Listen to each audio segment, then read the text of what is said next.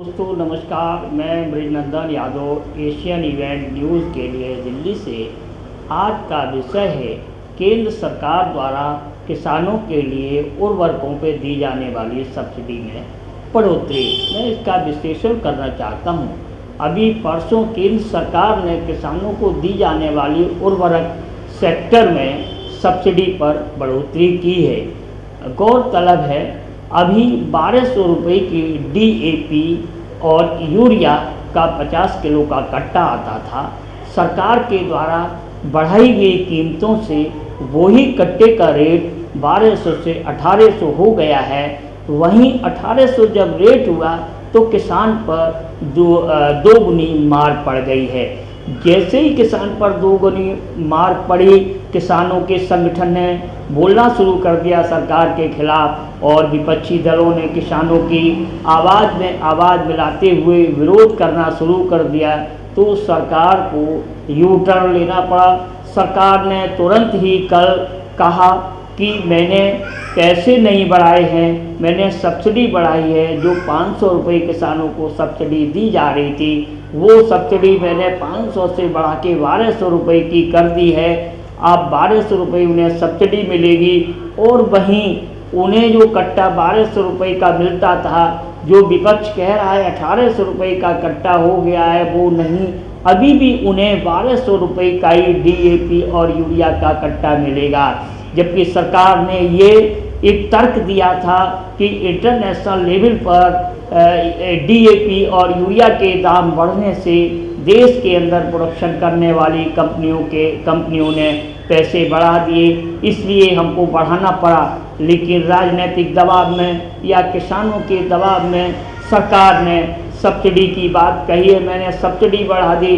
और सरकार ने ये भी तर्क दिया है कि हमने 140% सब्सिडी बढ़ा के जो 500 रुपये पर किसान सब्सिडी दी जा रही थी वो मैंने सब्सिडी 1200 रुपये पर किसान सब्सिडी कर दी है।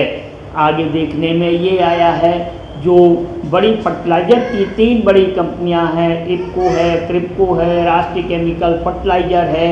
इन कंपनियों के मुख्य प्रशासनिक अधिकारी MD और CMD लेवल पर जब बात करने की कोशिश की, गौरतलब है इफको जो कंपनी है भारत सरकार की और कोऑपरेटिव क्षेत्र की, वो बहुत बड़ी कंपनी है और उसमें उसका प्रोडक्शन DAP का प्रोडक्शन भी करती है और इंपोर्ट भी करती है। लेकिन उनके बयान लेने के लिए, आधिकारिक बयान लेने के लिए कोई उपलब्ध नहीं हो पाया। इसलिए मैंने दूसरी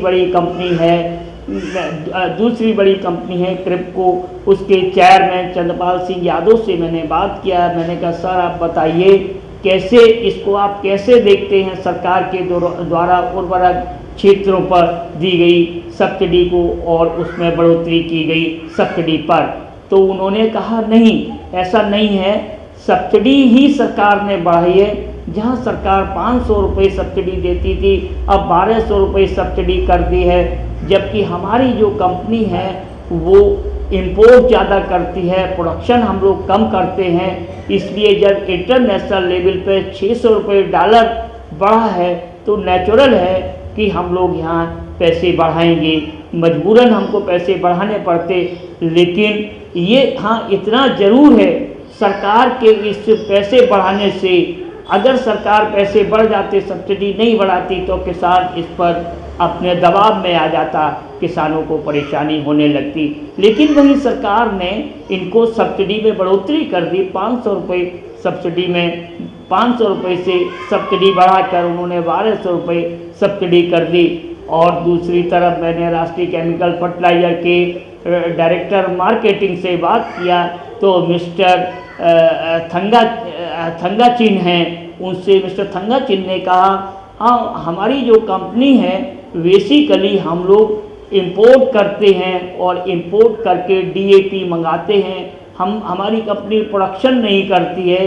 और ख़ासकर पिछली बार हमने जब टेंडर दिए थे, कुछ टेंडर लिए हुए लोगों ने हमको सप्लाई दिया था बाहर से लाने के बाद, लेकिन इस बार हमने टेंडर देने की कोशिश 2 बार की लेकिन हमें कोई बिड ही नहीं आई।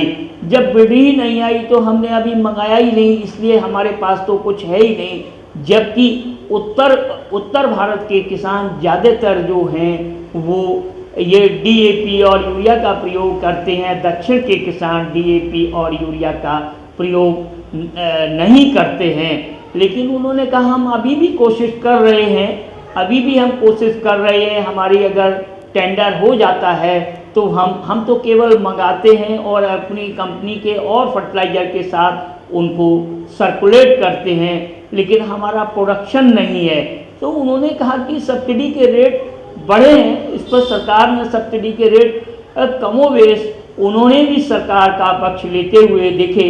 अब आगे ये कहना होगा कि अब देखना होगा कि सरकार, मैंने कई किसान संगठनों से भी बात करने की कोशिश की, लेकिन किसान संगठनों से बात नहीं हो पाई।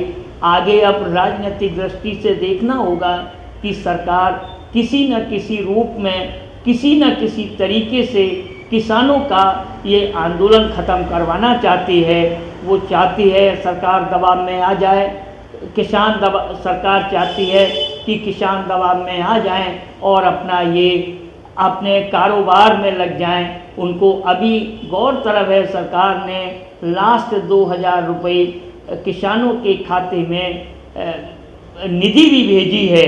उस निधि से क्या होता है, ये तो राजनीतिक कारण है। राजनीतिक कारणों से ही फैसले लिए जाते हैं। अब देखना ये होगा किसानों की बढ़ी हुई सब्सिडी क्या निर्भर करती है, किसान इससे संतुष्ट होता है नहीं होता है। लेकिन ज़मीन पर ये बढ़ी हुई सब्सिडी का और बढ़ी हुई कीमतें का, जबकि दूसरी तरफ सरकार कह रही मैंने सब्सिडी बढ़ाई है और किसान कह रहे हमारे ऊपर कीमतें बढ़ाई हैं। अब देखना होगा कि ज़मीन पर किसान को किस तरीके से सब्सिडी मिलती है और खाद वितरक जो हैं, खाद विक्रेता जो हैं, खाद वितरक के डिस्ट्रीब्यूटर जो हैं, वो किस तरीके से किसानों के साथ व्यवहार करते हैं, ये तो आगे आने वाला समय ही बताएगा। मैं बृजनंदन यादव।